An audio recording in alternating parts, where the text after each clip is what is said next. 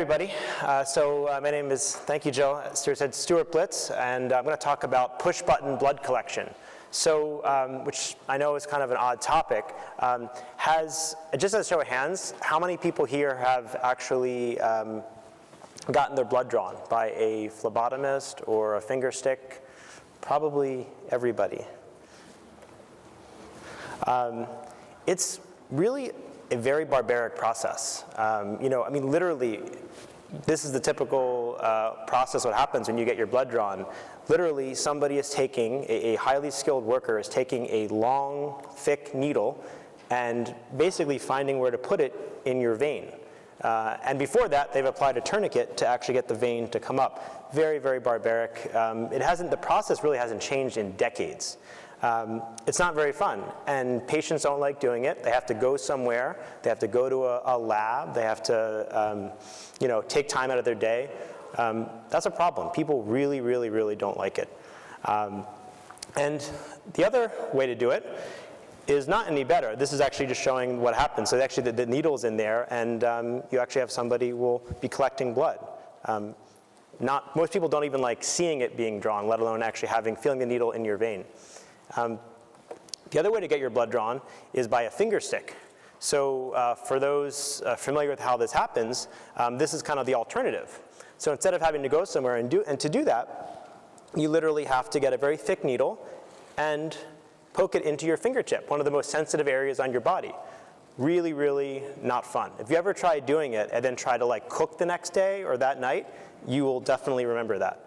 So, and it's really hard too, because for a lot of the lab and diagnostic tests that are out there, you need a decent amount of blood, and so it's actually really hard to get blood out of the fingertip. A couple of months ago, excuse me, I was meeting with a company and they wanted me to try out their product and try to see how it worked. And it required me to get about a 200 microliter finger stick out of my finger, which is about 6 or 7 big drops of blood.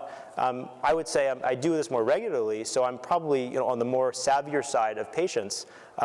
It was really hard for me. I actually didn't get enough blood.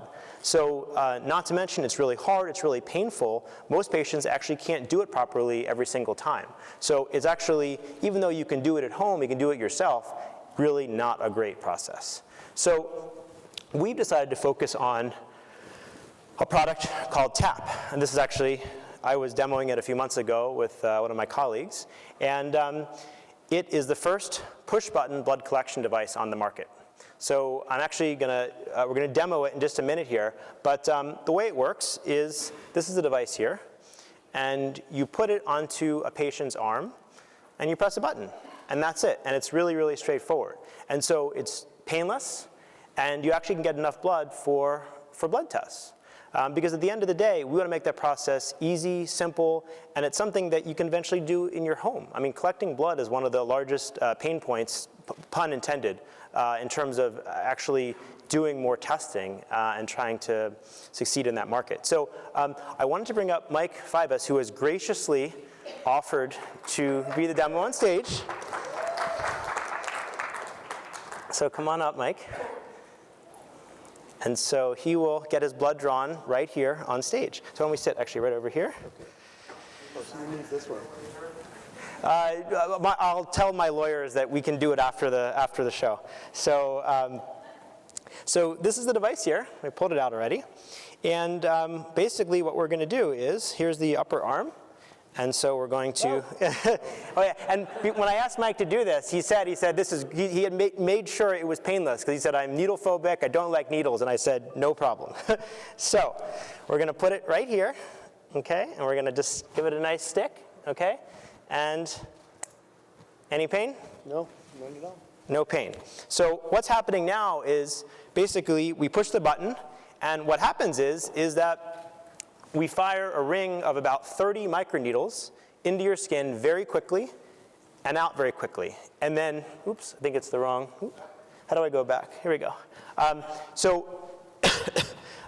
And what happens is that once those needles go in and out, there's 30 holes in your skin, and there's some vacuum pressure in the device, and it will slowly draw that blood out into the chamber. So generally speaking, it takes about 2 minutes. We're building devices that will take more volume of blood than this. It's actually pretty simple to do. We actually can do it with the current device. It just takes a little bit longer, as you can imagine. And that's it.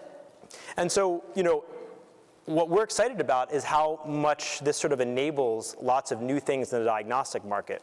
Because if you think about all the companies today that have been playing in this space and trying to innovate, they're all focused on, I would say, the diagnostic side. So, I think everybody probably has an opinion about Theranos, and they certainly have got a lot of criticism, and whether it's valid or not, that's kind of for everybody to judge.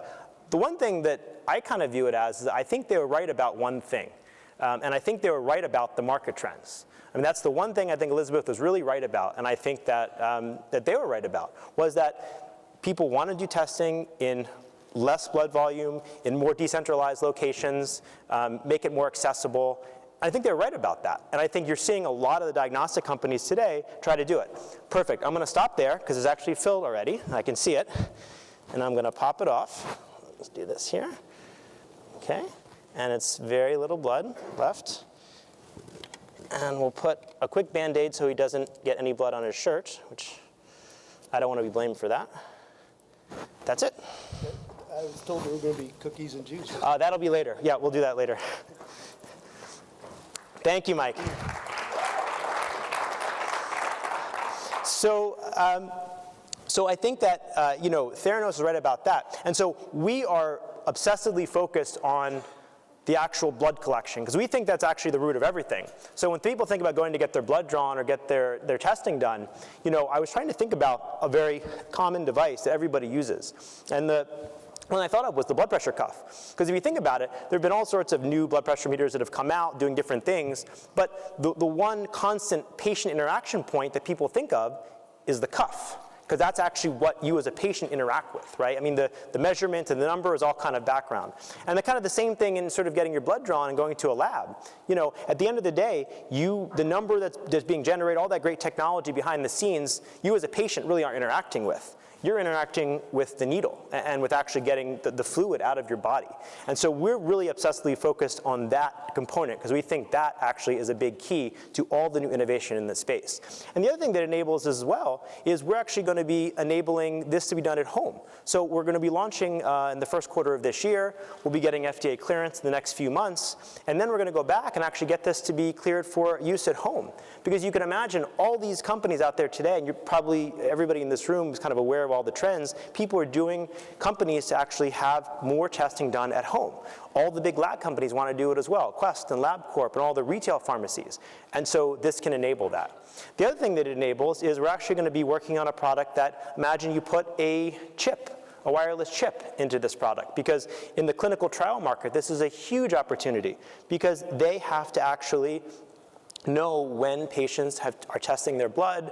It actually impacts everything they're doing to actually clear new drugs they're making. So imagine you have a chip in there, it connects to the EMR, it connects to your phone, tells you when the patient's taking their blood.